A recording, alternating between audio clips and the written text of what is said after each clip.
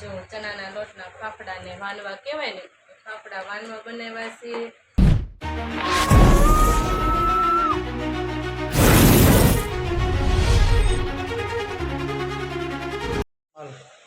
જય માતાજી, જય દ્વારકાધીશ ને મારા નવા બ્લોગમાં બધાનું સ્વાગત છે. ને આજે છે શીતળા સાતમ, દાંડી સાતમ ને જો અમે શીતળામાના દર્શન કરી આવ્યા અને શીતળામાના દર્શન કરીને આવ્યા અને હવે શિરામણ. તો જો આજે મેં હું બનાવ્યું છે શીતળા સાતમનું તો તમને બધા દેખાડું.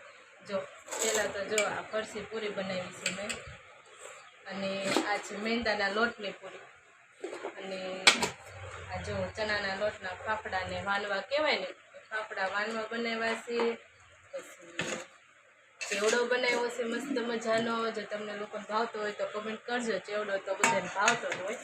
અને જો ખાવામાં શું શાકમાં બનાવ્યું તો જો રીંગણા બટેકાનું શાક બનાવ્યું છે, પછી ભીંડાનું શાક છે, ઢોકળીનું શાક છે, હારોર ભરેલા મરચાં બનાવ્યા છે, અને જો આ ચટણી બનાવી છે અમારી ધતીબેનને ને પપ્પાને તીખારી ખાવી હોય ને એટલે ચટણી બનાવી છે. એટલે એ તીખારી કરવાને આ લઈ આવ્યા છે અમૂલનું દહીં તીખારી કરવા અને રાયતો કરવા માટે.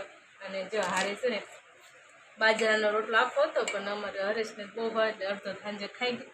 અને રોટલી છે.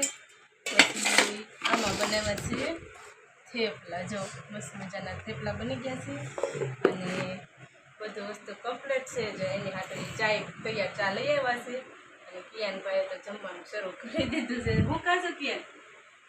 હું ખાશ તું? થેપલું ખાશો?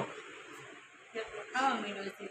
તો જો આવી છે અમારી હાચમ. તો બધા આવો અમારા ઘરે હાચમ કરવા.